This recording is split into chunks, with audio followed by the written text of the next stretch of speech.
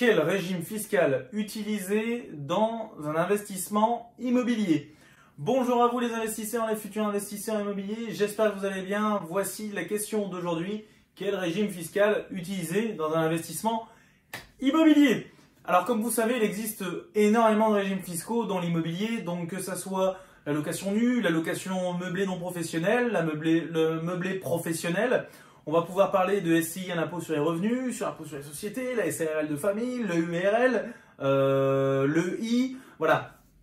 Énormément de régimes fiscaux qui existent dans l'immobilier. Comment s'y retrouver? Quel est le meilleur régime fiscal dans l'immobilier?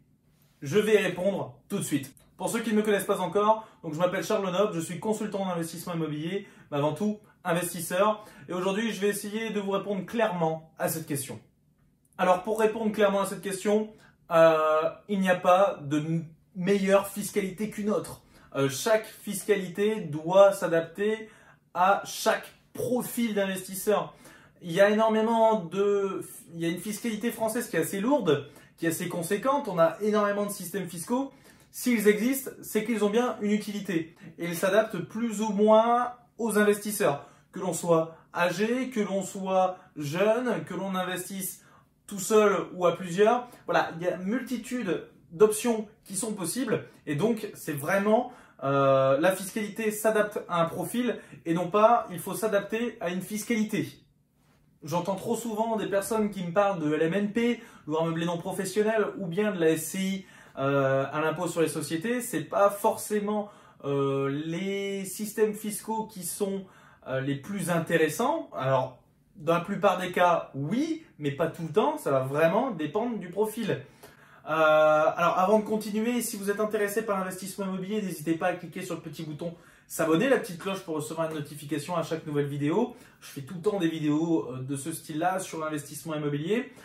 N'hésitez pas, dans ma description, en plus, une formation complètement gratuite pour vous, pour apprendre comment investir dans l'immobilier et maîtriser les secrets de l'immobilier. N'hésitez pas, c'est dans la description, c'est complètement gratuit. Pour reprendre au niveau de la fiscalité, le problème, c'est que les gens voient tout de suite le gain d'impôt qu'ils peuvent faire en prenant un système fiscal.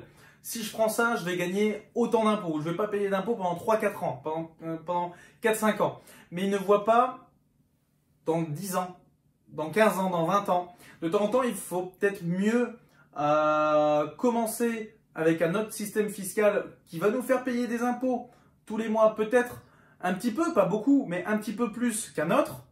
Mais derrière, dans 15 ans, je vais peut-être gagner 30-40 000 euros, par exemple, sur une succession. Donc, bien faire attention à tout ça, ne pas regarder le gain d'impôt qu'il y a tout de suite, maintenant, mais le gain d'impôt qu'il va y avoir sur 15-20 ans, parce que c'est là, enfin, peut-être pas 15-20 ans, mais sur au moins 5, 6, 7, 8 ans, 10 ans, peut-être 15 ans, parce que c'est là où on va vraiment faire du gain d'argent au niveau fiscal, au niveau des impôts. Je vais vous raconter d'ailleurs une petite histoire. Tout le monde jure que par le LMNP. Je connaissais quelqu'un donc qui faisait la location meublée donc sur Roubaix. Elle louait 2 appartements qu'elle avait donc en LMNP. Et donc ces appartements, au fur et à mesure, ils s'étaient détériorés, etc. Mauvais locataire. Il fallait tout refaire. Et ben, c'était plus intéressant de faire passer cette personne en régime foncier, donc en location nue, à mettre un régime réel dessus. Elle était beaucoup plus gagnante parce qu'en plus de ça, elle pouvait retirer une partie de sur ses revenus issus du salariat, étant donné qu'elle avait une grosse base d'imposition, c'était quand même assez intéressant.